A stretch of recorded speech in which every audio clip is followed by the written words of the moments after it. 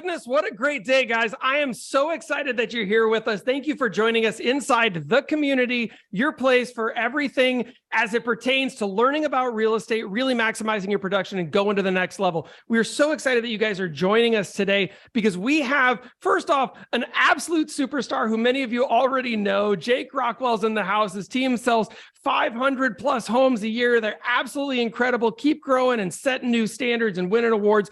Absolutely awesome. And one of his dear friends, Malik, who's the CEO, founder of Conversion Monster, one of the premier programs out there for agents to really be able to convert leads at an unbelievably high level. And he's going to talk a little bit more about how that works today.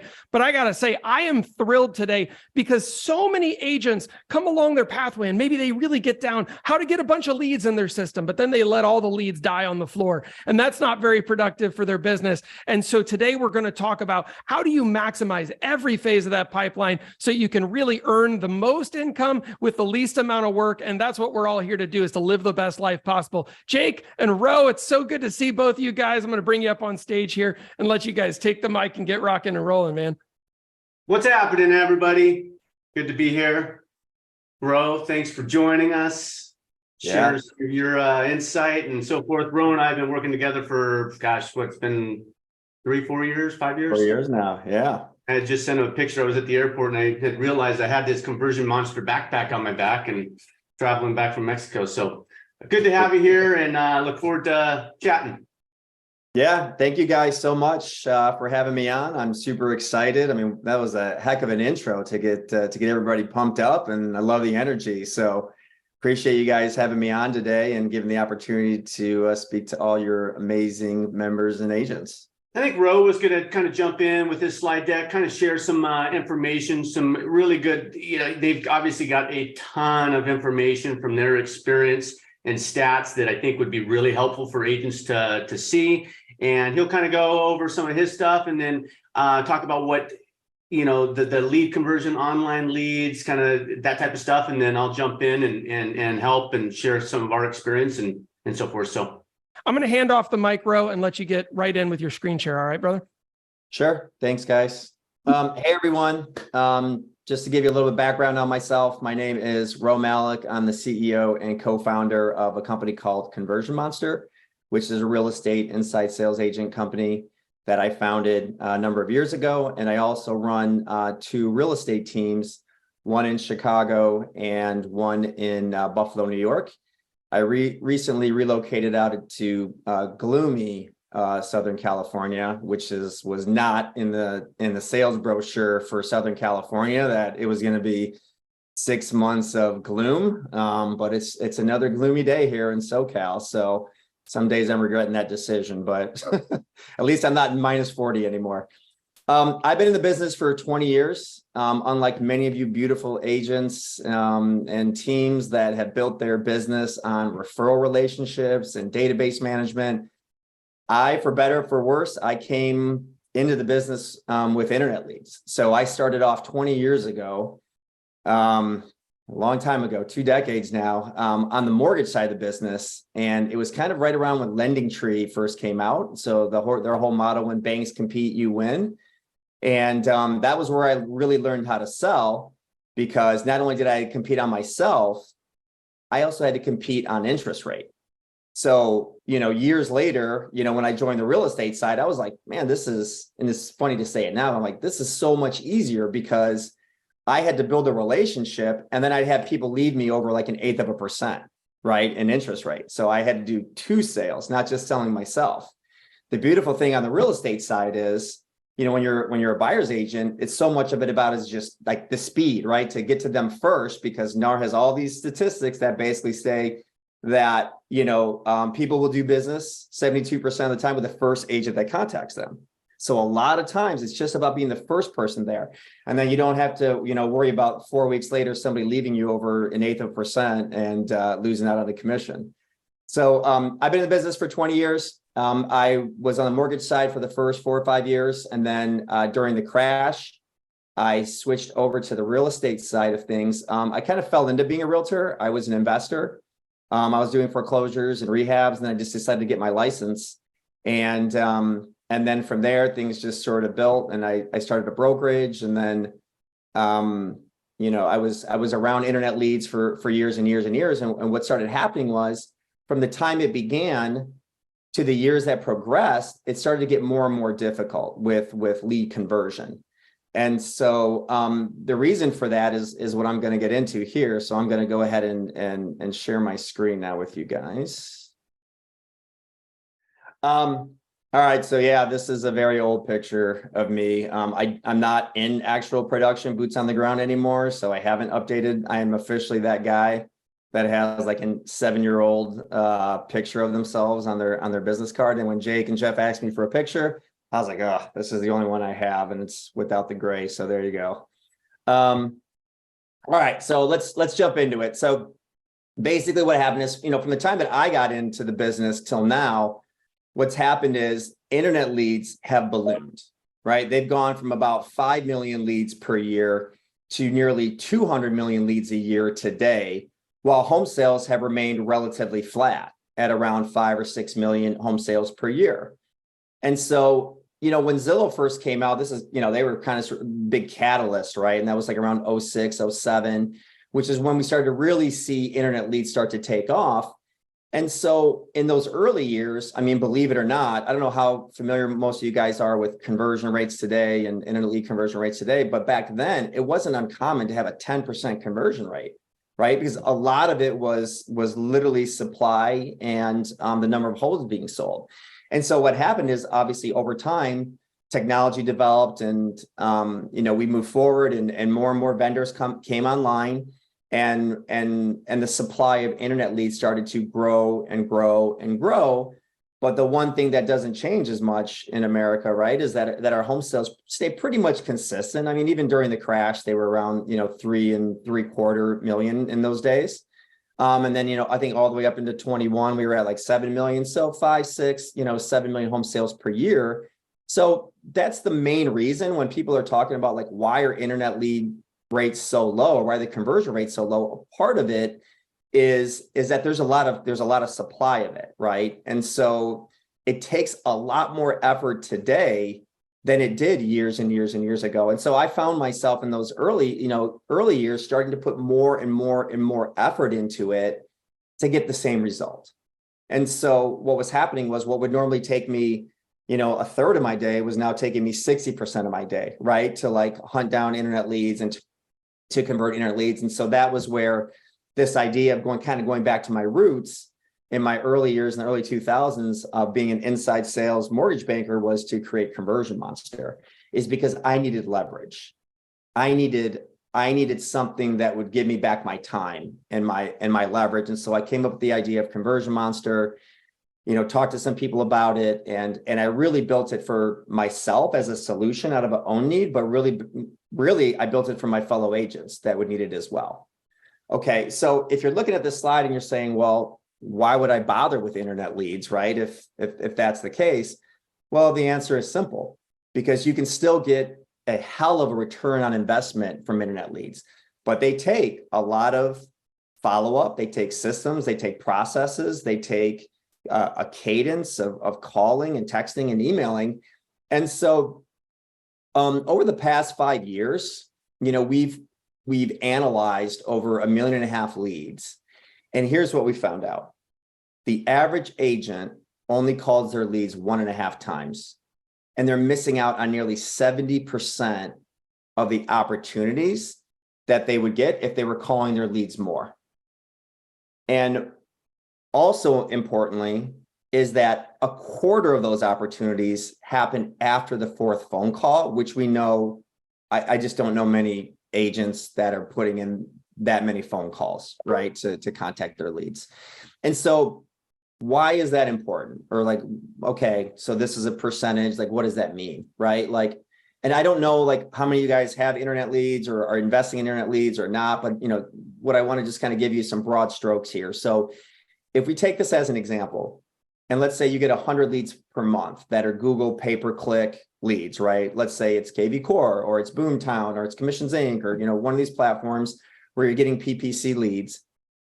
And your opportunity rate should somewhere be around, for easy numbers, I'm just going to say it's around 15 out of 100 leads should turn into opportunities. And opportunities being defined as meeting, several qualifiers, but the most important one being looking to transact in the next 6 months.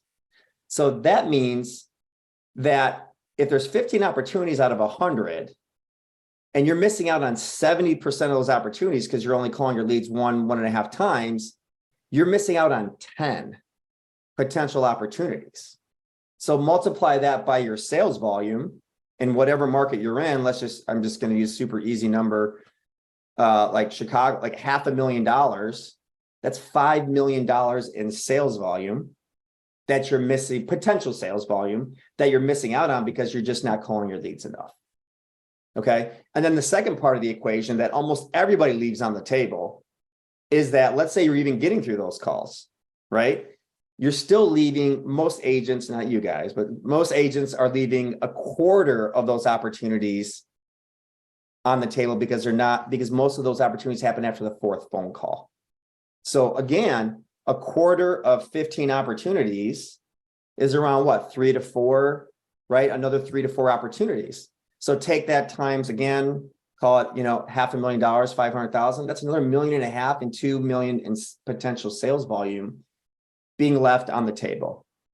So a lot of times you hear, well, internet leads suck, or, leads suck, or like whatever. And I'm like, man, it's your follow-up sucks a lot of times, right? Like you're not following up with these leads. Like you're prioritizing other things, but you're just not even doing the required minimum, because a lot of times we get spoiled because we know, well, there's 3 more leads coming in tomorrow.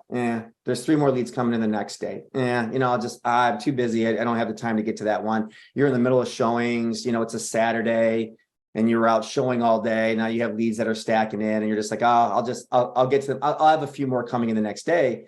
And my favorite saying is that you cannot measure the cost of a lost opportunity, right? Like you have no idea what that one opportunity would have turned into, right? Could that have been the $1 million deal? Could that have been the one that turned $1 million deal that turned into your best client, that turned into 25 transactions from one investor? It happened to me. I had one client. He was the former CEO of Jones Lang LaSalle in Chicago, huge commercial real estate company. He didn't want to go with somebody he knew. He went in through this thing called highrises.com that I had a relationship with years ago. And he found me and I connected. We built a relationship, and he was personally responsible for almost $25 million in sales volume from that one internet lead that I picked up. So when I say you can't measure, I can measure that one, but like you can't measure the cost of what that could have been.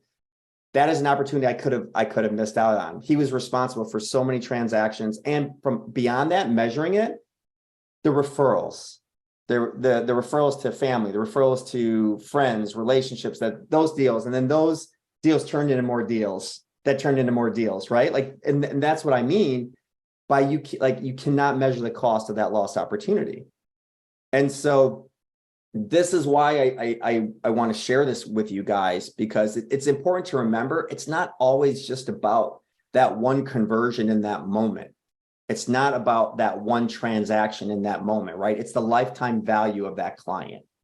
And these are great building blocks for helping you to create and supplement your business if you put in the time and the effort and the work and have systems and processes and cadences required. I don't know, Jake, agree? Oh, absolutely. We talk a lot about with our team, just putting yourself in the way of opportunity and not thinking about the one transaction. I have similar clients. I remember one client that when I was brand new at another brokerage, a senior agent didn't want to deal with this client, and he's like, Jake, you just take them and just give me a 25% referral on the first sale. And this guy came to me, he's Ukrainian, and he's like, I want you to teach me how to flip homes and do all this stuff. And he's responsible for a ton of volume. We're still a client, buys lots of properties. And from that one deal, that wasn't an internet lead, but same thing. I mean, we've had internet leads that you just never know. And I like your comment about you can't measure the missed opportunity because you don't know what you missed. And it's like digging for gold. You can't dig for gold. You can't find the gold without getting the dirt out of the way and so forth, which is the other 85 of those leads, right? So absolutely. We talk a lot about that with our team. Right. Which is that's where the term prospector came from, right? You're prospecting for gold, right? Like when we're calling, when we're doing lead gen, we're prospecting, right? It all dates back to the prospectors that we're digging for gold. So that's a really great analogy. And so much of that has been true over time because here's the truth of the matter. I still run these teams in Chicago and Buffalo, and there'll be times, right? Like, and I don't mean to offend anybody with sales price or sales volume, but we don't see a lot of like 200,000 in the city, right? Like they're used to like higher price points, but they'll be like, oh, it's another $200,000 lead, right? It's another $200,000 lead, and they want the world. Jake's shaking his head. In the city, and they should be happy to get it. It's business, but they're like, and then they're like, I don't know. And then they won't pick up the next one. And then another agent will pick it up. And I can't tell you how many times it's been like, okay, you get a 200,000, 250. And then all of a sudden you get a $2 million cash buyer that's coming in for the weekend. That's like, yeah, I just want to buy something. I'm coming in, I'll be in town this weekend and I just want to find something and write. And it might take a week. And then all of a sudden you got a 2 million cash buyer. It comes out of nowhere. Like it happens every summer to us, where like in the spring and summer in Chicago, like it happens like that. It's just really strange. So again, you never know. You don't know who's going to be the 250, the tire kicker, the $2 million buyer. Like you've got to go after all of it, right? Like you've got to treat it all the same while you're trying to qualify these leads. So yeah. And to kind of touch on your previous comments about, making the one call or the two calls, so many agents don't. I can go into our CRM with our team and there's thousands of leads where there was only one or two attempts. And it's because Amazon kind of ruined it for us because we want stuff now, right? And we want that now buyer right now. And what I say to that is if you want the now buyers now or the now leads, you have to, the follow-up is that if you have a consistent cadence and follow-up schedule, you will constantly have a pipeline filling that is pumping out now business, but it has to be a consistent thing. What you do now is for 6 months from now. And if you're doing it consistently, it'll constantly pump out more, which is in turn building that repeat referral business that everybody wants and which everybody should be building. Yeah, I think that's such an important point. And I think for experienced and both not as much experienced people that are on the call, it's just like, we know that like what you're doing today when you're prospecting, when you're lead genning, when you're calling these leads, it's not necessarily for tomorrow. I mean, that's great that you get a deal and they're ready to go tomorrow.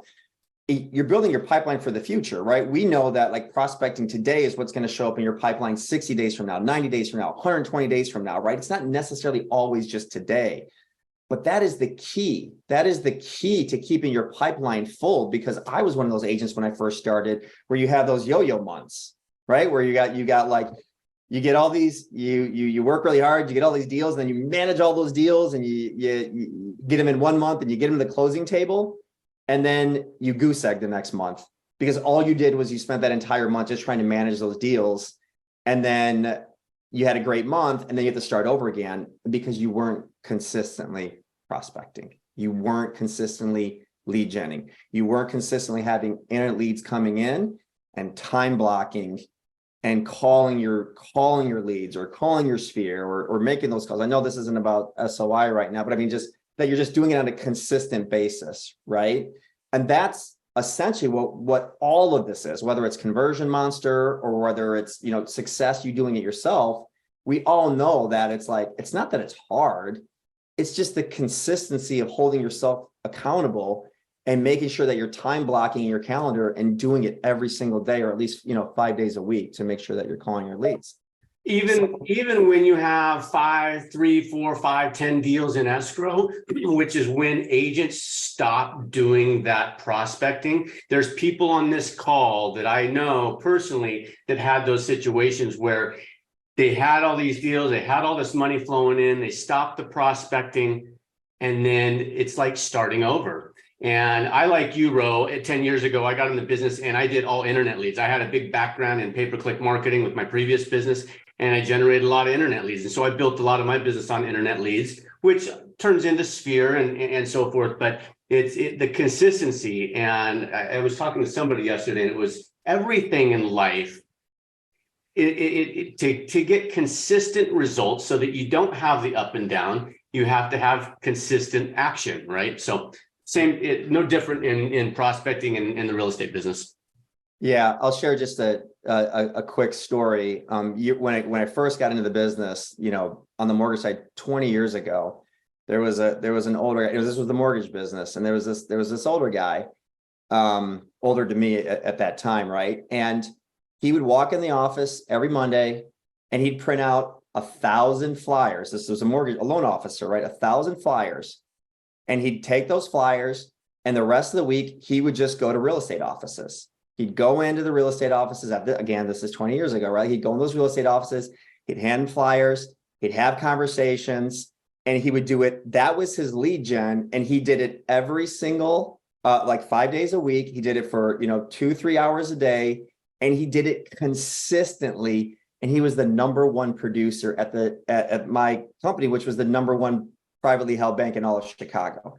And we're like, what are you doing? And what's the secret sauce? And like, we're looking for all these different things. And he's just like, that's it. That's all I do. I'm just consistent about it. And I do it 5 days a week. And we're all trying to think, we're all young, and we're like trying to figure out all these different ways to like do things. And the message was very clear and very simple. He was just consistent. That was his lead gen. That was what he picked. That's what he did consistently. And he did it 5 days a week and never missed a day.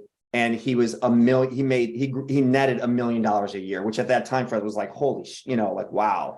Like we were looking up to him, and that's all he did. So yeah, it's all like, they always say success is simple, not easy. Right. And so that's a quick story that I want to share. So now let's get back into, some of our lead, continuing on with our lead research. What I wanted to share with you guys, again, this is us looking at all of our data points over millions and millions of leads that we've worked over the years. And what I want to share with you is that nearly a third of the opportunities that you will receive when you're calling your leads happen on that first call, calling within the first 5 minutes. Right? That's why speed to lead is so important. And I think we're always like, yeah, I think everybody knows. Yeah, I know I got to call my leads in 5 minutes. Yeah. Like I know it. I've heard a billion times, but why? Like, why is that so important? The reason is that and this number is probably even gone down even more, because I think we have even more ADD on the internet now, but like the average lead spends about 5 minutes on a website. So if they go to your site, I'm just making this general assumption. Let's just say you have a website and they go there and they register. I'm talking about like pay-per-click leads for the moment. They register. They spend on average about 5 minutes on that site. That's about it. And this was a couple of years ago. Maybe it's dropped a little bit more, which means speed to lead is even more important to get in front of them. But that's the time they're engaged. They're on your site. They're in the moment. They're looking at leads. They're looking at things. And so you want to grab them while they're engaged. Because what happens is, just like all of us, what do you do after a few minutes? You maybe you click off and you go to somebody else's site. Well, guess what? If you didn't call them in 5 minutes or 6 minutes or 7 minutes, or maybe even the first 10 minutes, now they're on Zillow. Now they're on realtor.com. Now they're on somebody else's site, and you can be damn sure that they're calling them, right? And then what happens? They get connected to somebody else. That agent now has that. And now you get, I've heard it over and over again, that now the agent gets frustrated because they're like, well, these leads suck. And I'm like, no, you missed your opportunity, because now they've gone to a competitor's site. You think they're only going to our site? Hell no. Like they're going to 3, 4, 5 different sites, right? Like they don't even know where they were sometimes. They're like, who are you? Where are you come from? Because sometimes they've clicked around, and we think it's a lead, right? That lead has come to us, right? It's not until you called them, you contacted them, you built this relationship, right? Like they're a prospect at that moment. And a lot of times they're bouncing around.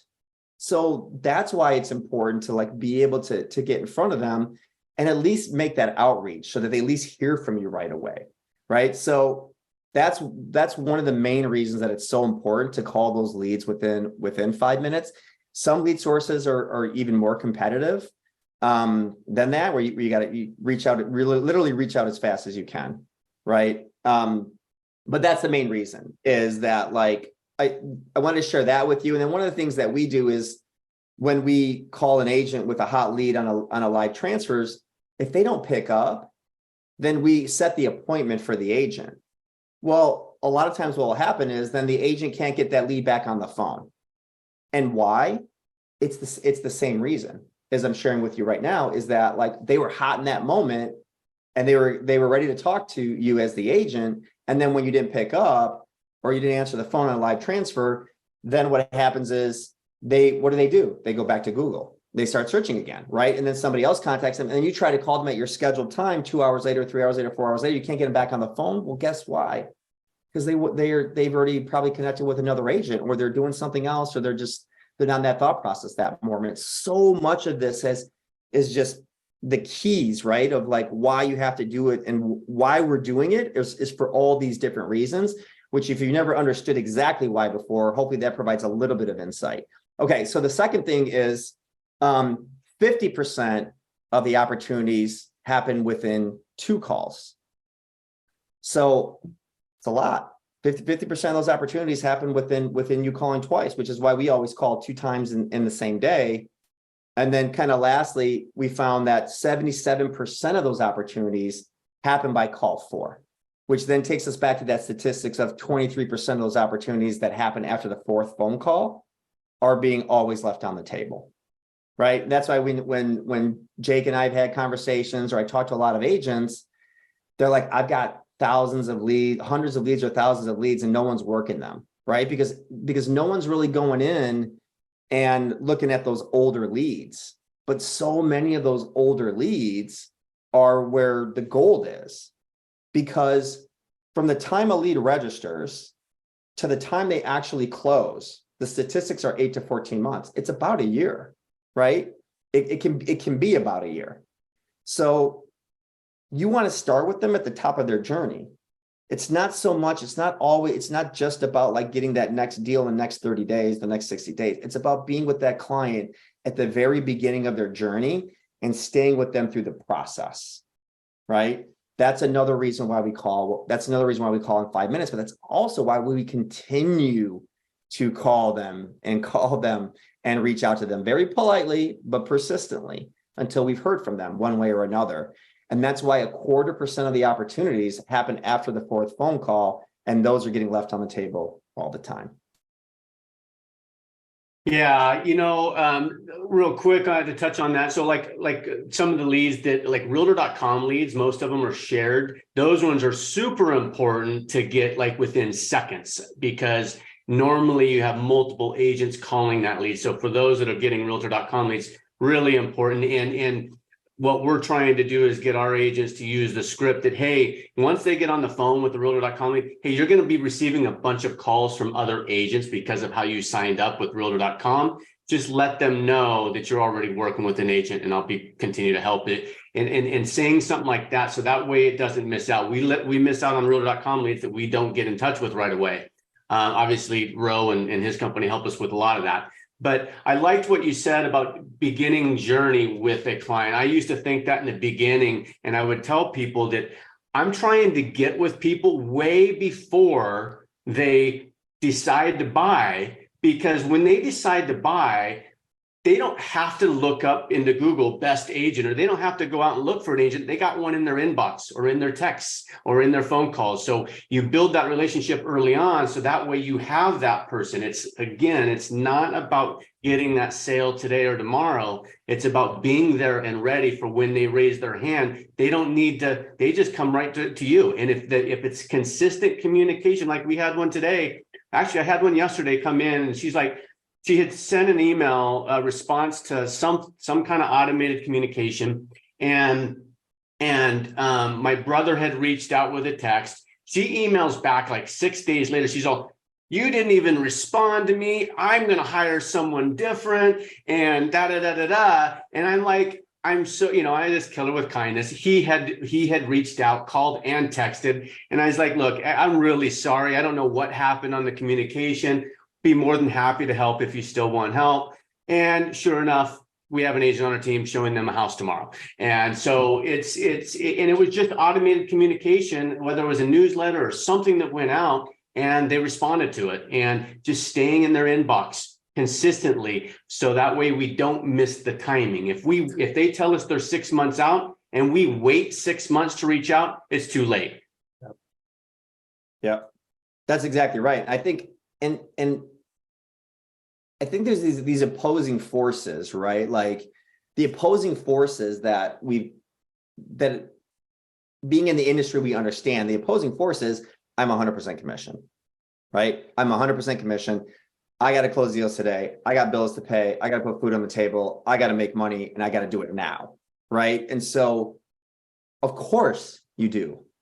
Of course you do. That's why you have to you lean into that part of your business, right? Which is why, as agents, we do a tremendous amount with our SOI. This is why we push lead generation. But just like anything, you've got to build that business. You got to build that pipeline.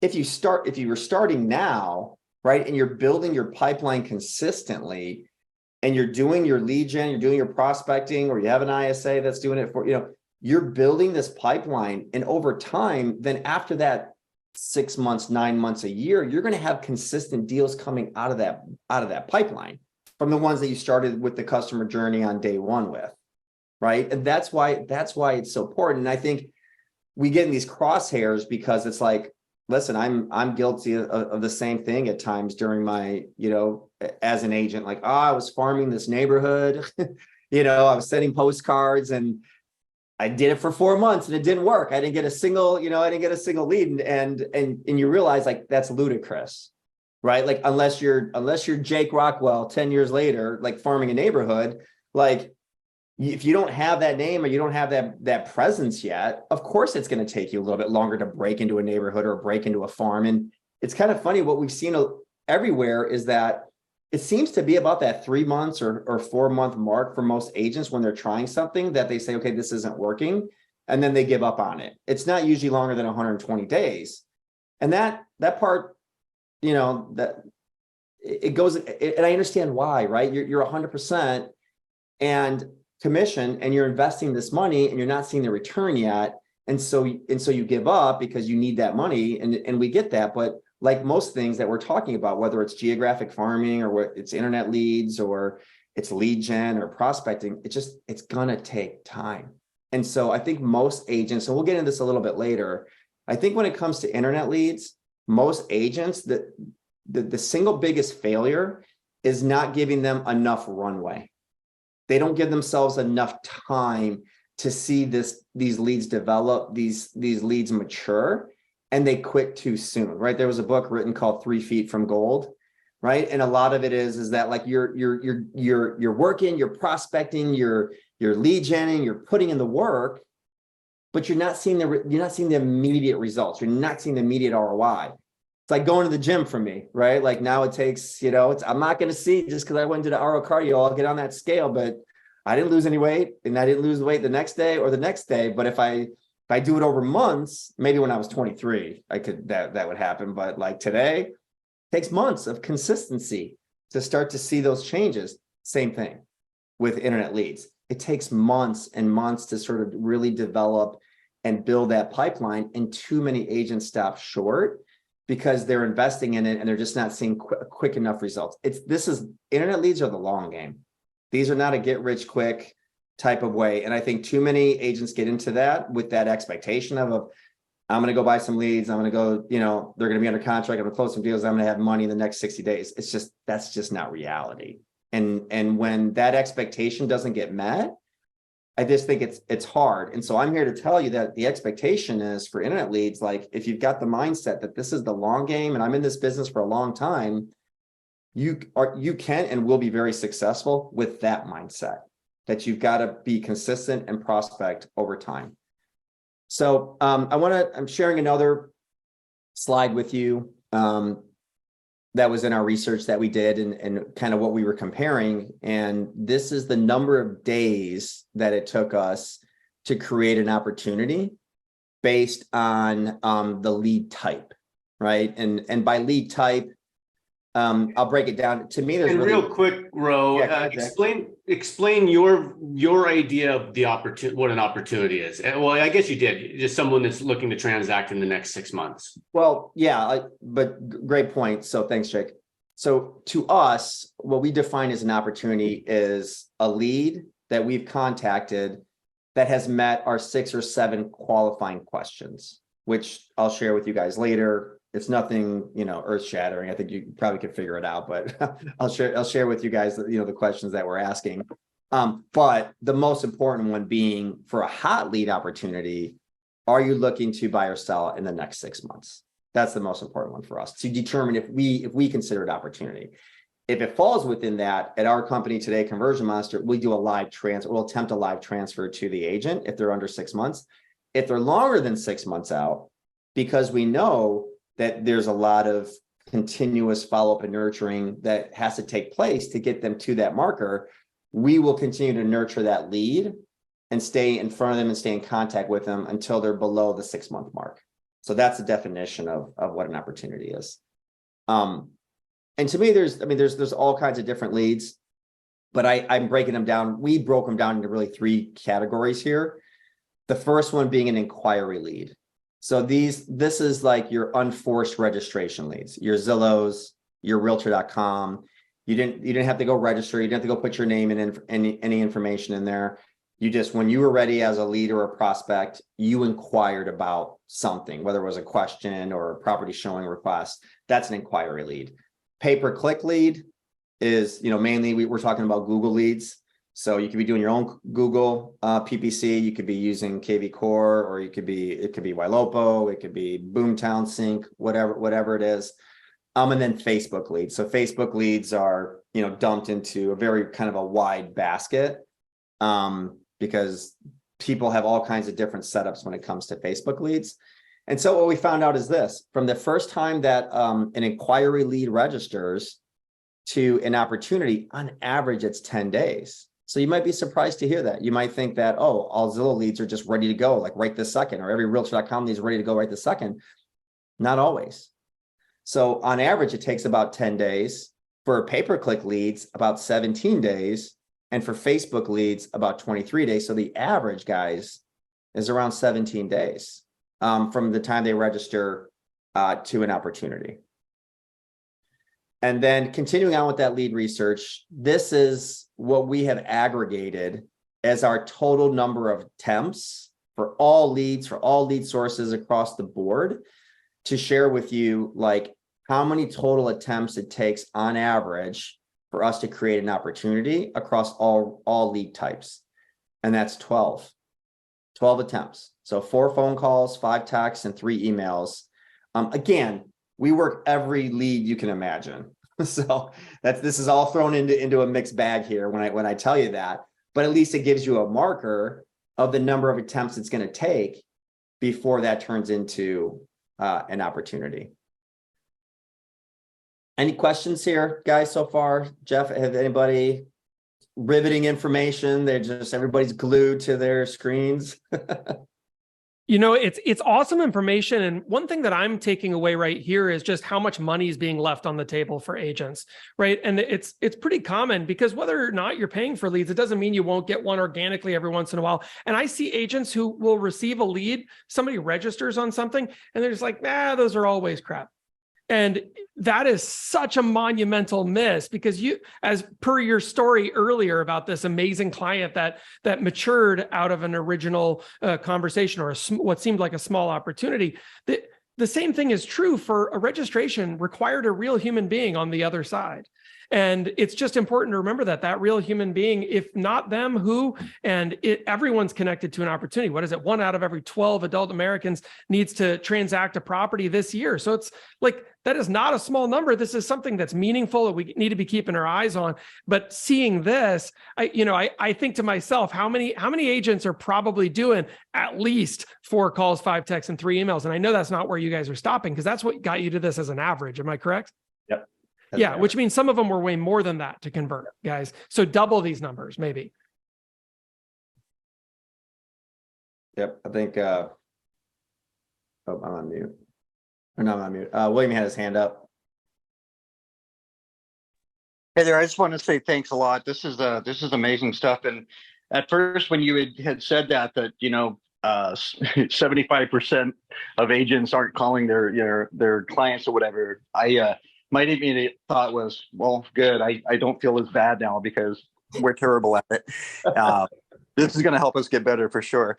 The other thing I wanted to say real quick though is that another thing too is everybody's coming off from the high of last year and the year before when leads were calling you and they were ready to go, and so you didn't have to touch people as much. It was a whole lot easier to get that lead, and things are slowing down now. And so I think this is absolutely perfect timing for what you're talking about.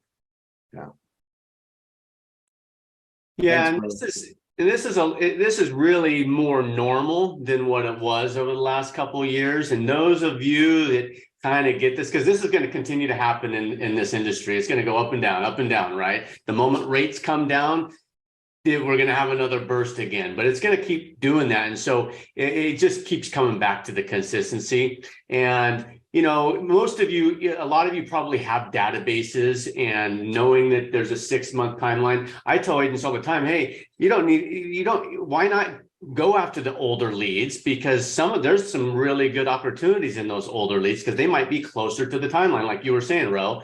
And we've got a huge database, and I've had an agent, I think a couple of weeks ago, there's like, I need more leads. I said, you don't need more leads. You just need to call more people. There's 47,000 people in our database. Just call 100 of them and you get 15 opportunities. If you call all 100 of them, and if you follow up on those 15 opportunities, right? So anyway. That's awesome. Hey, I do see that Jason Giles has his hand up. I want to make sure we capture the questions as they come across. Jason, what were you about, my friend? It's good to see you, brother. Well, guess not really a question, but just kind of reiterate. It's funny because as we're on this, I invited some agents, and a couple of them are texting me. They said, man, this is exactly what you've been talking about. The transactions that are on our board right now, they're nice to have, but they don't excite me like they used to, right? Because we know that those are going to go away. How are we going to keep that board full? And, a conversation I had a couple of weeks ago with another agent said, hey, if I came to your team, how would you, if it's slow, how would we fix that? I'd say, well, number one, we have to identify why are we slow and what did we do the last 30 days? Did we stick with our consistency of lead generation and doing what we need to be doing? And you guys have said it 100 times, consistency. If you're doing these tasks, it's going to happen, and I like what you said about, right before the gold is when people stop. It's like, I can name the calls that I've made that all of a sudden it's a cash buyer. Hey, I seen this house. Can you go show me?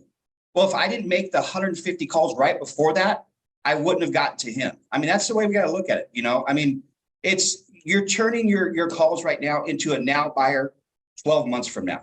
Yeah. And in between that, you're going to get these buyers that are right now real buyers. So do these activities and they'll work. It surprises me, your first slide, I think it's like 70% of agents don't call after the second time. That means 70% of the business is out there for us to take. So anyways, this is powerful, guys. I appreciate it.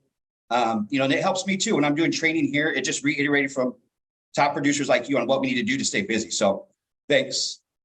Here's another little interesting thing that we found out over the last 30 days. I had a couple agents decide to just call and text a bunch of old leads. In fact, we even got in trouble for texting too many. But we found, I think, around out of 1,000 of our 47,000, 1,000 of our leads after we got responses, just the ones that we got responses back, 25 transactions happened in the last 6 months, not with our team. And they were our leads in our database. Well, our leads, and as you can tell, with a lot of leads of other agents as well. And so that's how much opportunity we missed out of 1,000 of our 47,000 person database. And so it's just, and it was because it was one call, no calls, two calls, no follow-up after one call. They said that they were out 6 months or a year, no follow-up, that type of thing. So there's so much opportunity. And Jake, in your market, I think that's about what, $350,000 worth of GCI? Yeah, I mean, $400,000 average price point. So whatever okay, that, a little lower, maybe 300. Yeah, shit ton of money, a lot of trips to Mexico. I mean, Jason, thank you so much for jumping on and sharing it, because it's also like I'm talking with you guys and we're all talking together, and I'm also hoping at the same time as we're talking about this that it's resonating and that it's making sense to with you guys, and you are experiencing a lot of this and you guys are seeing a lot of this. So I do appreciate you jumping on and saying those things, because it's so true, right? And the funny thing is, Jake doesn't even know this yet, but like, because of a conversation I had with him not that long ago, where we were talking about some of these older leads that kind of came through Conversion Monster. One of the things that we're finding out is, so when I first started the company, we said, man, all right, we're going to, and I'll share this with you guys in a little bit, but we're going to try and call these leads for an entire year. We're going to follow up for 365 days, 76 times through calls, texts, emails, ringless voicemails, you name it. At the end of the year, if they haven't at least told us to go pound dirt, then we're going to consider that a cold lead. Well, now we're finding out that that's not the case, because some of them can be 13, 14, 15, 16 months and still be great leads. And so we're actually developing a second year program to continue the process of nurturing and outreach from months 13 through 24, to just keep it, like, why not? Like, we should just keep it going. And we've had some success sort of in some of the things that we're doing, because like Jake said, he just had his team go out and reach out to all these old leads and pulled out like deals that were, other teams had closed, right? From the follow-up not happening. And so we're like, if we haven't heard from you, instead of considering that lead cold, we're just going to continue outreach until you tell us something, right? Like say something to us. And I think that agents get so hung up on I'm bothering them. I'm bothering this lead. Like, I called, they're not answering. I'm probably bothering them. I can't tell you how many thousands of times that we've heard, thank you.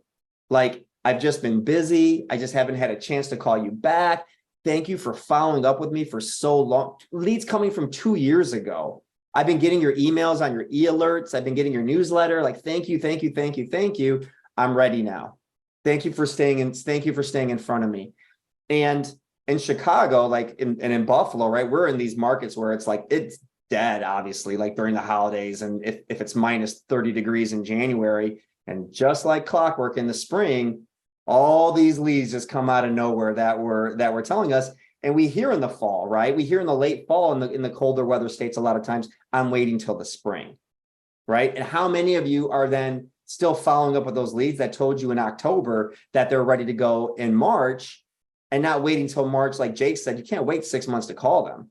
You got to stay in front of them through the holidays, into January, checking in with them. And then they come up and then they're ready to go in the spring. So yeah, man, it's so important that the consistency, and not getting inside your own head to think that you're bothering them until you've heard from them. If they said, stop contacting me, okay, we stop immediately. If they said, go pound dirt, we'll go pound dirt, right? But until they've said it, until they've told us, we don't know otherwise. We're just going to assume that you're busy right now, right? Or you're just maybe not quite ready to speak to an agent. And that at some point down the road, when you are ready on your timeline, you'll reach out. But when you do, you better be damn sure it's me, because I was staying in front of you that whole time and I didn't drop the ball. And that's the most important thing when it comes to this, to this part of it, right? Is the lead gen and consistency. Ro, such a good point. And it makes me think about the book, Fanatical Prospecting, the Jeb Blunt book, Yeah. And he says in there, I just looked up the quote, I'll put it in the chat here: interrupting your prospect's day is a fundamental building block of robust sales pipelines. No matter your prospecting approach, if you don't interrupt relentlessly, your pipeline will be anemic. So that's what you're saying is like, it's not bad to interrupt someone. It's just these subtle, just like, hey, we're here. Hey, we're here. Hey, we're here. Even if they don't take your call, they may start knowing who it is and not taking the call. And it's just a subtle reminder again and again. And that's a positive thing, not a negative thing in today's world. Yeah. I don't know how many times I've heard, I saw that you called. I didn't have a chance, in that moment, but I knew the next time you called me, I was going to pick up my phone, right? Like if they call me one more time. I think we're all guilty of that. We've had salespeople reach out to us, right? Like over and over and over again. At some point, guilt takes over. You're like, you know what? This guy's tried so hard, man. I'm gonna take his call. I know I've done that. Like this guy's been so consistent with, like reaching out to me. He's tried, and I respect that. After the 10th time, I'm gonna take this call, and like I'm not interested, like whatever me, but I'm gonna take his call, right? I'm gonna call him back. So we're not going to get so many people to give us calls back as we are that we continue to do the outreach, and there's a better chance they're going to pick up than leave a voicemail and they call us back. Like the odds are so much slimmer than just making that phone call again, that they'll just take your call the next Right, time. because you're handing them control over your business when you expect them to call back. Well, I guess if they don't call back, I won't make money this month. It's like, guys, just call back. Just keep calling, be outbound so that you're always in control. Because if you were to take your business and put it on two sides of a piece of paper, and one side said things I can control and things I can't control was on the other side, you can't control if they call you back. So don't rely on that. Yeah. That's exactly right. And I can speak from experience of, 7 years with Conversion Monster and millions of calls, that it's more often that than not that, right? Like they're going to let you know if they're not interested. They'll let you know. So many times it's like, it's the ones that don't let you know. That's where the frustration comes in. But man, just don't give up, right? Like don't give up till you've heard from them. Don't assume that they are not interested. Assume that maybe they're just busy. They're traveling. They've got personal stuff going out, like whatever it may be, fine. Just gently stay in front of them, politely, persistently, just stay in front of them, and people will respect that. Quick question. Do you leave a message on the first attempt from Jason in the chat? On the first attempt, we do. On the second attempt, we don't. So on the first one, we do what they call like a bursting strategy. So call, email, text, voicemail, everything, because we want them to know that we did call, right? On that first one. So yes, great question. We do. I think some people like to also do, which works on me when people are calling me, is they call and no answer, no voicemail, immediately call again. I think there's some stats that kind of talk about how, people think, okay, well, maybe it is important. They're calling twice, but just another strategy. Yeah, there's a lot of times that will double dial, right? There are definitely situations that will double dial. We don't triple dial because then people are like, all right, unless, my house is on fire. I don't know why you're calling me 3 times in a row, but 2 times for sure. Yeah. All right. So then continuing on with our lead research. So, these comparisons that I wanted to give you guys, looking at these lead sources. So once again, staying on the same topic of inquiry, pay-per-click, Facebook leads, right? So again, these are big averages across the board. But the opportunity rate on inquiry leads, right? 25%, pay-per-click 14%, Facebook 18%. I'm going to share something with you in a minute that was surprising, which is that Facebook outperformed Google in the long run.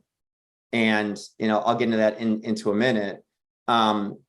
But what was really interesting is that, like, if you look at the successful opportunities after four calls, when you break these down by lead source, 20% on PPC, 25% on PPC, 20% on inquiry, and 40% of those opportunities are happening after the 4th phone call. So what I did is, just as a quick example, I broke this down where the little asterisk is, and I said, if you've got inquiry leads, I'm looking at my big screen up here, but inquiry leads. So if 25% of 1,000 leads, 25% of your opportunities happen on 1,000 leads, that's a total of 250 opportunities, right? Let's just call it Zillow, right? You got 1,000 Zillow leads. So 250 of those opportunities is 25%. Well, 20% of those 250 opportunities, which is 50 of them, come after the 4th phone call. So if you put that in GCI, 50 opportunities. I'm not sure if you're in a 5% or a 6% market or what your average GCI is, but this is a little bit closer to Chicago numbers. 50 opportunities on an average of a 10,000 GCI, that's what you're leaving on the table. $500K in potential gross commission income. Now, that's not all going to turn into closings, but you have to understand what the potential is that's already out there. And then your conversion rates, your closing rates, your teams, how good you are follow up and staying in front of them all comes into play here.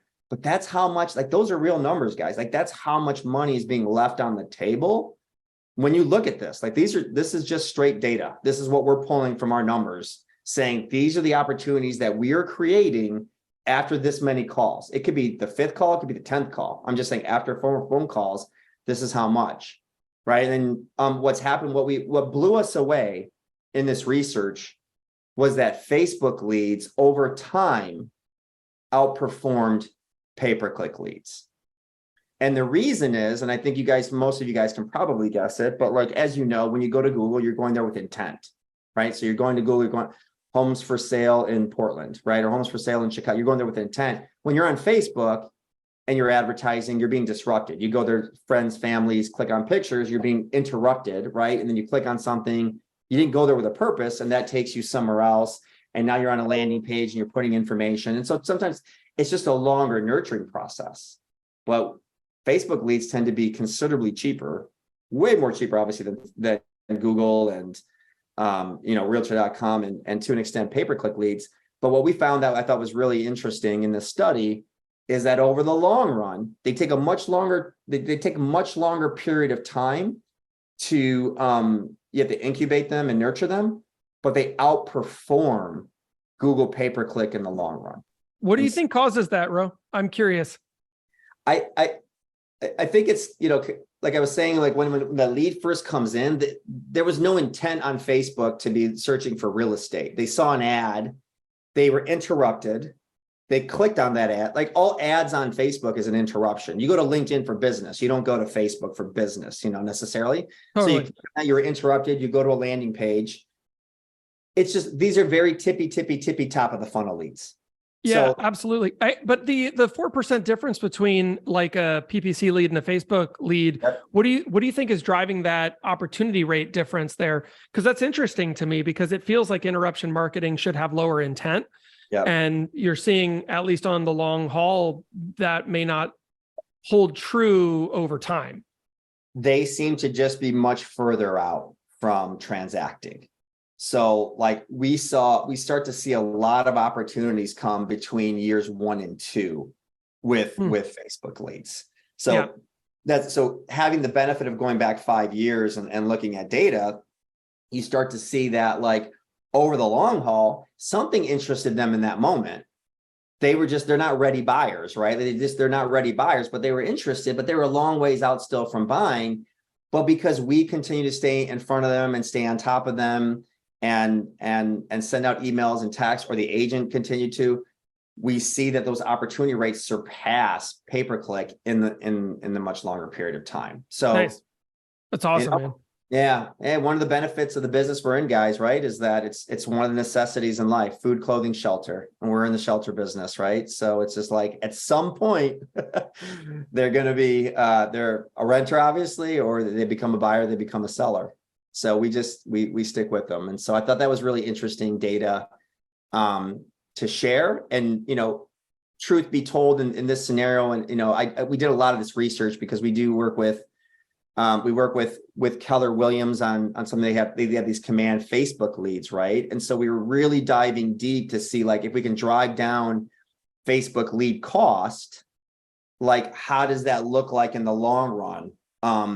And it's a lower barrier to entry with Facebook leads. It just takes longer for that to come to fruition, right? And so that was part of this that we were researching and that we had presented. So.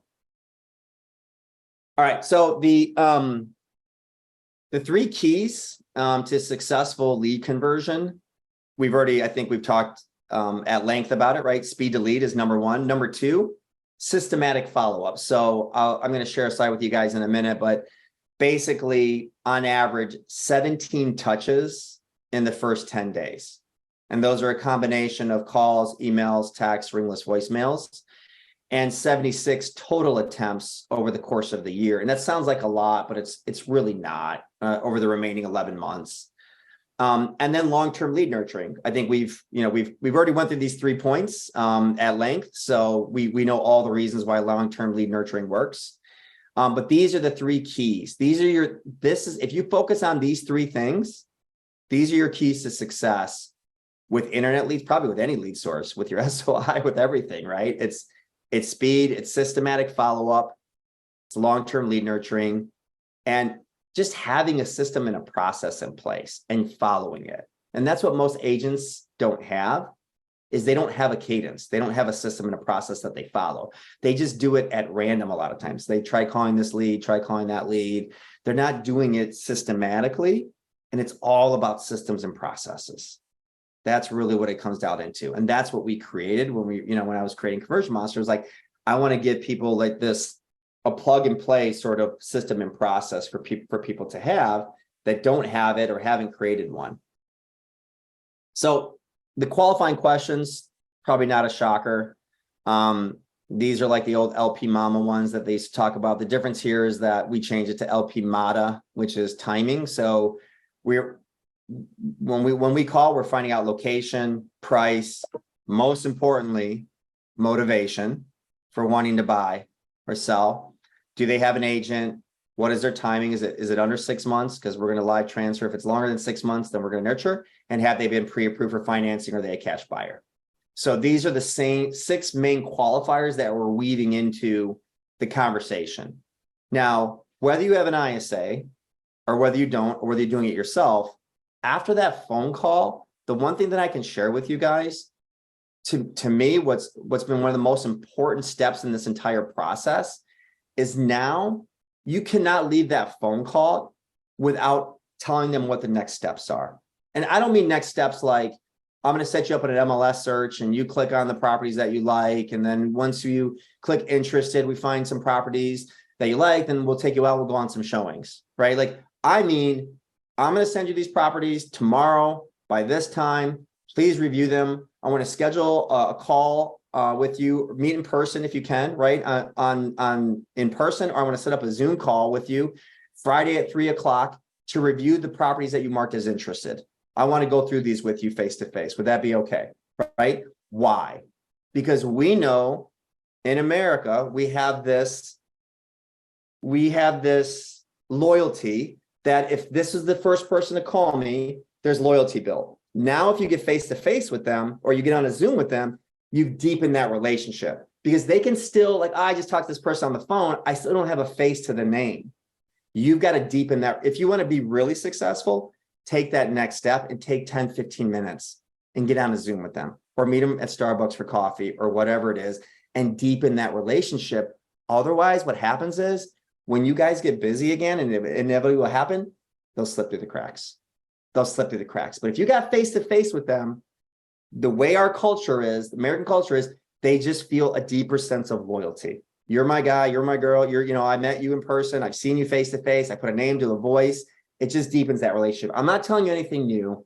I'm just saying, make sure that you have next steps and you control what those next steps are when you get off. Don't leave it up to them. Don't be like, I'm going to send you an MLS search.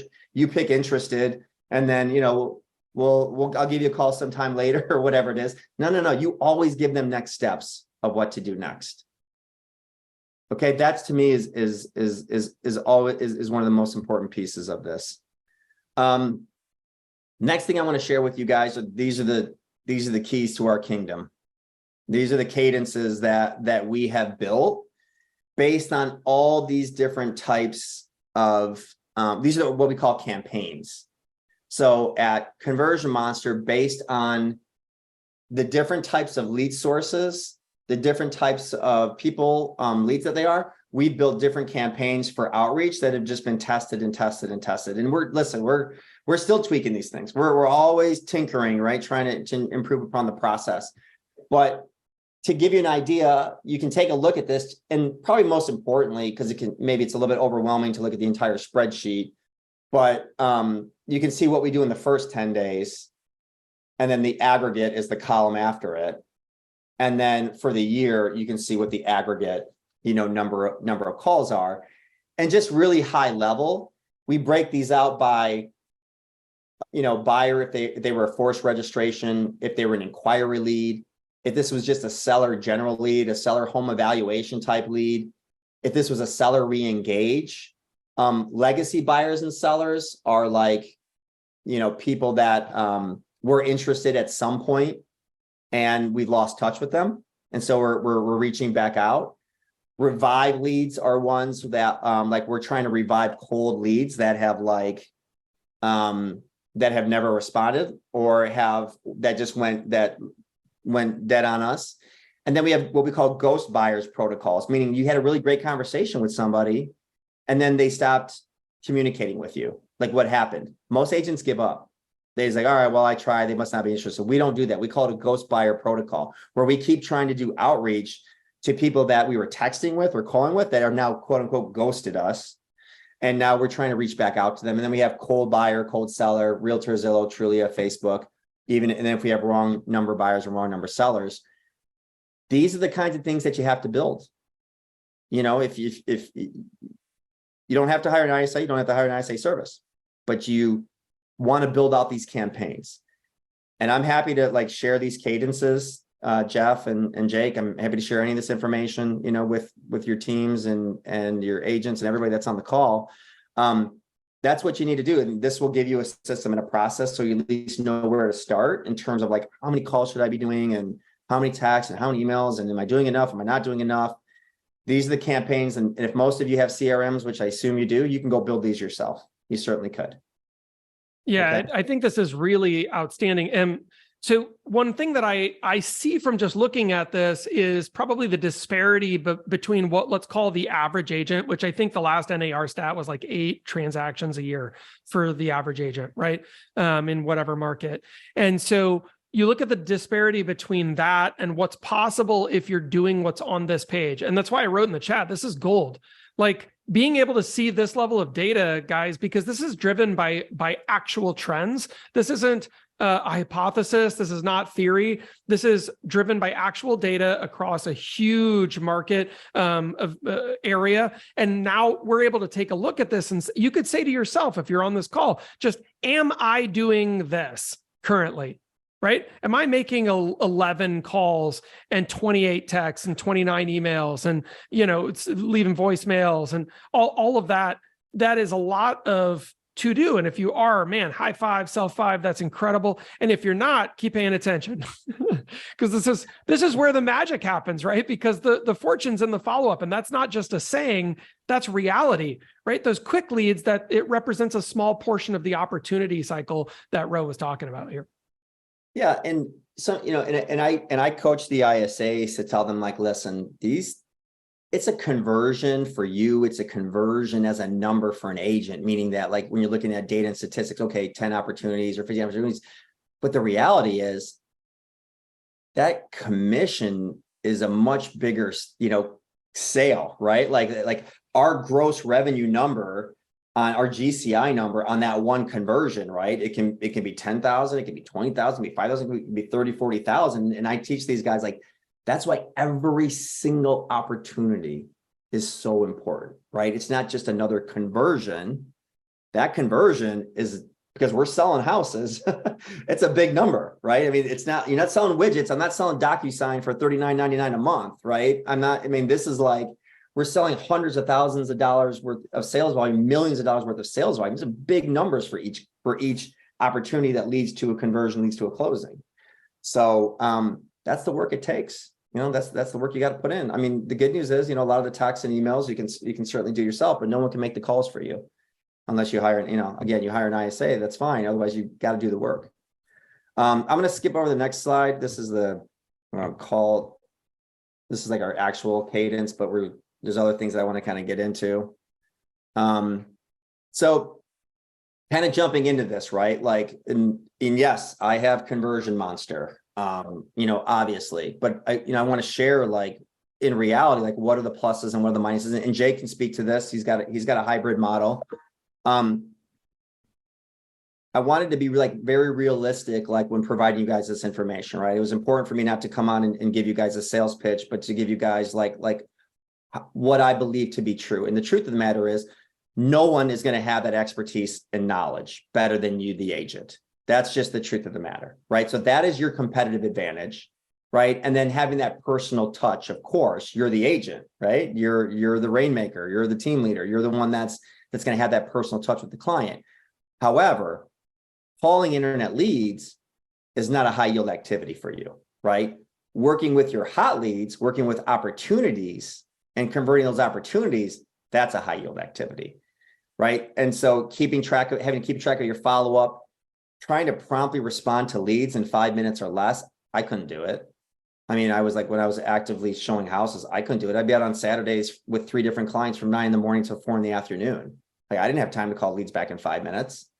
We're an outside, like, I'm still an agent. We're an outside sales job. We're not sitting in the office, right? We're out showing homes. We're at appraisals, inspections, listing appointments, buyer agreements. And it's time consuming, right? And then you move over to an ISA. Well, yeah, an in-house ISA is great, right? They're more trained for the local market. You have more direct control and supervision. The negatives are it's a very time consuming hiring process. It does require your time and effort. You got to make sure you're coaching and training them. There can be high turnover, and it can be high cost in relation to, a service. And then one of the benefits, obviously, of having an ISA service, whether it's us or anyone, is that save you a lot of time. The ISAs are coached. We don't take a day off. We're 24/7, 365, right? So there's no turnover that you have to worry about if somebody leaves. There's no days off that you have to worry about. It's 7 days a week, right? We're always lead genning. We're always prospecting in the background. Obviously, very cost efficient in comparison to, an in-house. But what are the negatives? Of course, real estate knowledge is going to be limited compared to you in your own local market.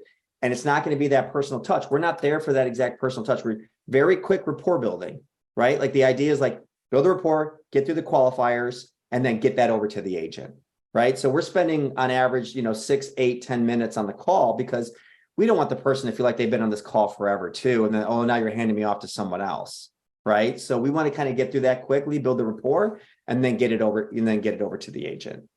So I know Jake does fantastic with a hybrid model. He's got in-house ISAs, and Jake, want to jump in here? Yeah. I mean, obviously, Conversion Monster we've been using for years. I used to have ISA internal ISA team early in our team when it was just a few agents, and then we've implemented internal ISAs as of recently over the last 6 to 12 months. Mainly to kind of add to what you guys are doing for us. And yeah, the speed to lead and that 10 days of pain is huge, where it's really difficult to get an ISA team to do that, plus the cost effectiveness to be able to cover all hours, all days of the week. So that's where Conversion Monster helps. The ISA service would help with getting a lot of those calls and those attempts in, where our current internal ISAs are focused more on the alerts, the priority alerts, or the hand raisers, the inbound stuff, checking emails and stuff like that, to where we even have leads go to agents. And so, but because Ro and I both know, agents are not following up when someone's active on the website. They just favorited a property. Agents aren't doing that. And so that's where and an ISA service doesn't always get those notifications unless you have some type of agreement set up with them. That's where the internal ISA team can help with just making sure that we're jumping on that in a timely manner and grabbing that opportunity. So yeah, we're doing the hybrid model. It's really working. We're putting, obviously we get a lot of live transfers from Conversion Monster, but now we're also getting appointments set by our ISAs, which in the long run, I mean, for those that are building teams, we've just finally, we're kind of done wrestling with agents that don't want to do the follow-up. We want to put them in the bucket they want to be in. They want to just go on appointments, sell houses, and be done with it. And that's fine for those people that want to just rely on those appointments and that type of deal. But the long run is having consistent prospecting so that you can control your business. If you want your business controlled, then you have to put in that time and that work, or hire someone to help with it. But yeah. Awesome. Well, that was like a great, literally transition statement that you made, right? About the agents not all wanting to be rainmakers. So I want to share something with you guys, and we're wrapping up here. And I think this is where this is really interesting. This is kind of where we can really talk about growth and recruiting and retention through this model. And I want to, I had asked Jake earlier before we jumped on the call, had you guys heard of something called, Team Ridge? And yes, I'm talking about Keller Williams and whatever, but I thought it's important to bring it here. There's no secrets. It's just, there's this idea that had come out a couple of years ago where the market centers or brokerages would become teams, right? And so they coined this phrase dependent model, which was now no one liked that. It was a horrible name. And so that it got switched to this thing called Teamerage, like brokerage, but Teamerage, right? And so this idea where market centers or brokerages would become teams in order to help recruit and retain agents. And so, but we all know it, and just exactly what Jake said, which is that agents aren't going to make the calls. Agents aren't going to do all that work. So then what do? Right? Well, you get internet leads. You hire an ISA or an ISA service to deliver qualified leads to agents, and that will help with recruiting and retention. Why? Because not every agent wants to be a rainmaker. Not every agent wants to be an empire builder. Some just want to have, which is perfectly fine. A lot of them are just looking to make a good living. They want to, they want to come out. They want to work a good job. They want to get some qualified leads. They want to make a decent income. And that's it. And that's the realization that the industry is coming to, is that like not everybody is going to be obviously that top 20%, right? And so this idea of like turning and I think even more so, like obviously you guys are with EXP, so it's a different value proposition. And I think the brick and mortars are struggling with the value proposition, right? Even more and more. So they're trying to develop ways of like, how do we maintain post COVID? How do we continue to maintain that value proposition, right? Well, here's one way is we can offer qualified leads to agents. And so in sharing this with you guys, I mean, you're obviously virtual, right? And so instead of calling it a Teamerage or at a brokerage or market center, it's really a team growth model, right? So you can employ the same practices, and it's the same thing. It's just the Teamerage is just like a large team. That's all it really is. And so I'm going to share some numbers with you guys that are, believe it or not, pretty realistic, right? And it ties everything together with the fact that this is the long game. And if you give it the time, if you give it the runway, if you invest and you stay consistent, you will see amazing returns and substantial increases in revenue. And this is something that I was teaching. So I've been teaching this to these market center, like a lot of the leadership people. So I've been going around to a lot of the regions and things like that. And I've been teaching them this model of how do you profit really with internet leads and an ISA.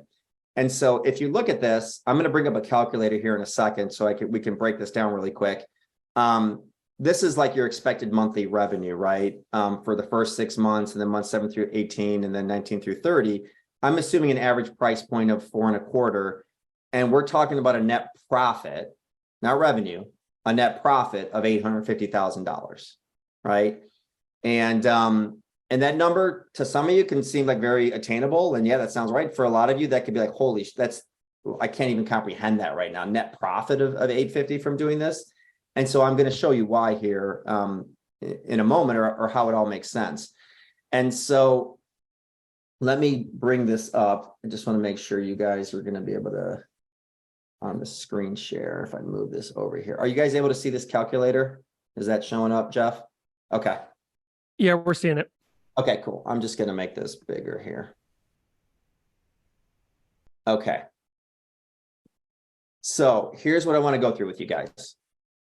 Like I said, this is this Teamerage model, which is laid out right here. And I'm going to be looking at my big screen while I kind of go through this with you. So these are big numbers. My goal was to really share with you like how you get to a high net profit. If you're looking to close in on $1 million in net profit in about 3 years, how do you get there, right? And so if you look at this, let's just say it's sort of like day one and you're starting out, and these are your initial 6 months. And yes, it's a big number, but I wanted to show you big numbers to show you like what's the potential here. NAR says, like we talked about right over here, conversion rates are between 0.4 to 1.2%. Okay, that's the average conversion rate. So what I did was I took 600 leads per month at a 0.4 of 1% conversion rate, right? Very conservative, to give you 2 closings a month. Average home price in America, still, it's probably a little bit higher now, but 4.25. This is your sales volume. This is I just did between 2.5% and 3%, took an average of 2.75 and did a 50% broker split. So your gross income then works out to $14,000. Now you got expenses. What is that going to cost you? So what I did here is I just, this could be all over the place, but I took this as an example of like what a typical CRM, Google pay-per-click leads, and I was very conservative with it. It's less than that, but when you factor in the cost of the CRM, it's probably costs about $20 a lead. Average, price per lead at Conversion Monster to work at $7. You could take this out if you wanted. And then just some admin costs, right? CRM, administration, every cost about $17,400. So what happens? Well, your net income is negative $3,500 a month. And over those first 6 months, minus 20 grand, right? And so those first 6 months are scary because you're looking at this going, and why does everybody quit right here? This is why everybody quits, is because they look at these numbers and they look at it and they go, I'm not making any money. This isn't going to work. And here's what happens, right? And so I broke this down here. Months 1 through 4, look at those expenses. I mean, your expenses could be increasing. And why these are big numbers, because again, I'm sharing these with market centers, right? But I want you guys to see this. By month 5, you should start to see some closings start to come in, right? You start to earn a little bit, you earn a little bit back. And then by month 6, that's where that 0.4% sort of turns into fruition, right? And so you end up with a net income loss of $20,000, let's say, in those first 6 months. That can be scary. Like looking at those numbers, that can be scary, right? But now you get into past the 6-month mark and you get to 7 to 18 months. And here is the trick. This is what most people miss. Looking at this and going, the numbers are the numbers. I do not feel like I can invest more because I just lost this much money. Like, why would I double down on my leads when I'm losing money? Well, look what happens. And this is the thing that most people don't do, is they don't scale. They're not believing in the process of the numbers, of like what the actual numbers are. When you scale, when you double your leads, your conversion rate will start to increase for all the reasons that we talked about: nurturing, calling your leads over time. It's a year and a half later. And now you're at a 0.8 of 1% still, very conservative conversion rate.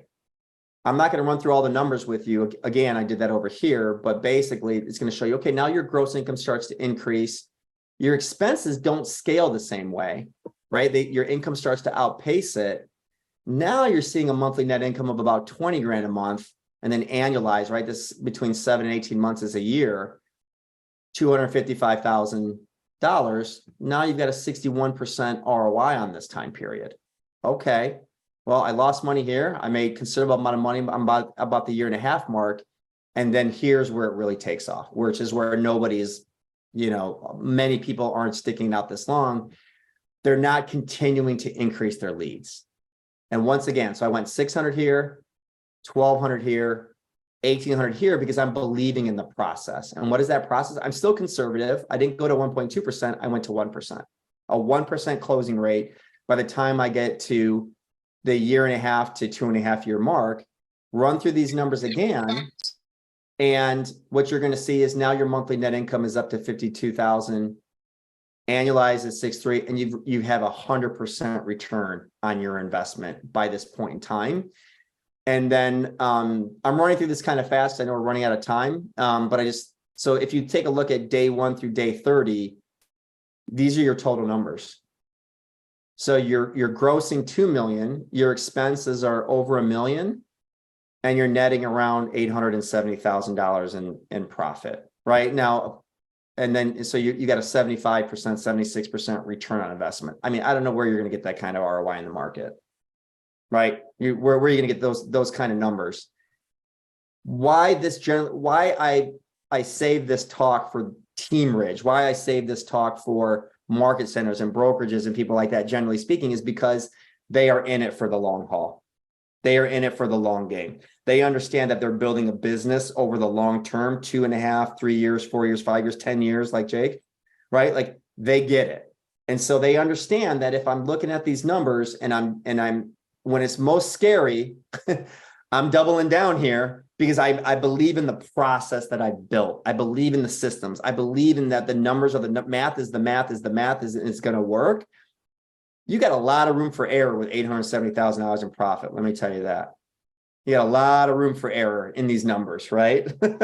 You could mess up quite a bit and still be very, very, very profitable in this. And so I thought it was, I talked to Jake before the meeting and I said, I don't know, like, if I was just starting out, these numbers would seem like crazy to me. Like, can I make $1 million like net profit from doing this? And Jake's like, you got agents that are doing it or agents that want to get there. They need that roadmap.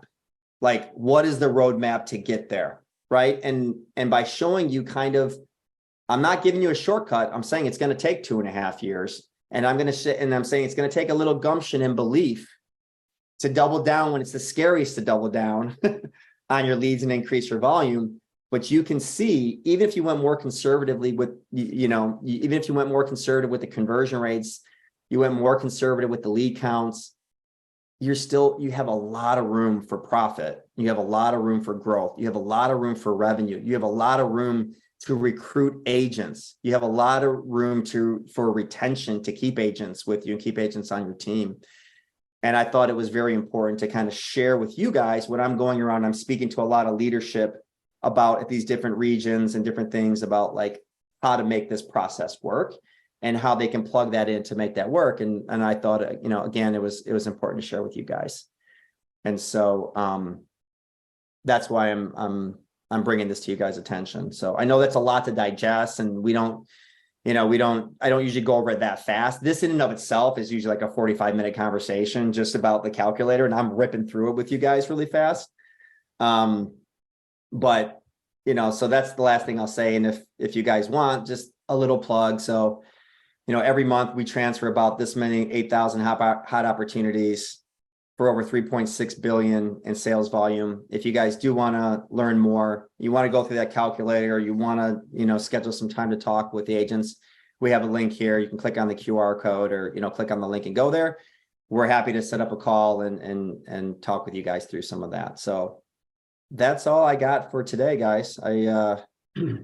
I didn't think I'd be able to fill 90 minutes, but we're at the 82-minute mark, which I'm shocked. Thank you so much, Ro. And obviously you guys have been instrumental in the success of our company and team. And yeah, I appreciate you sharing some of the bigger numbers, because I hear a lot of people. I mean, there's people that, like you said, that some days I want to be on someone else's team. Don't get me wrong. But it's, some people want to be those builders and those leaders that want to get in the shoes similar to ours and have that kind of business, and it's good to know how to get there. I wish I had more of this information when I was starting out. I didn't get a license to just build a team. I built the team out of necessity because I wanted more free time, and it just evolved. But really, really appreciate you jumping in with us and sharing. And I'd love to get that calculator because I'd like to look at that myself. So I know you'll share all that stuff with us. So anyway.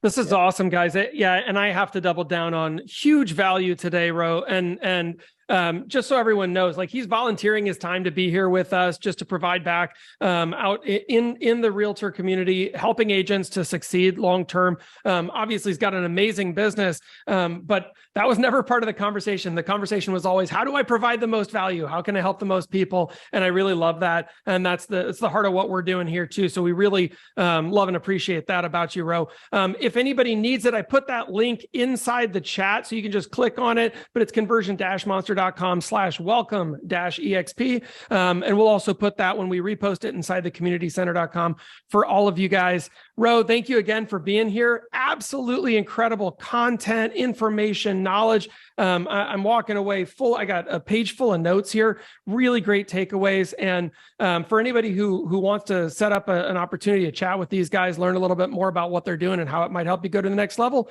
do it.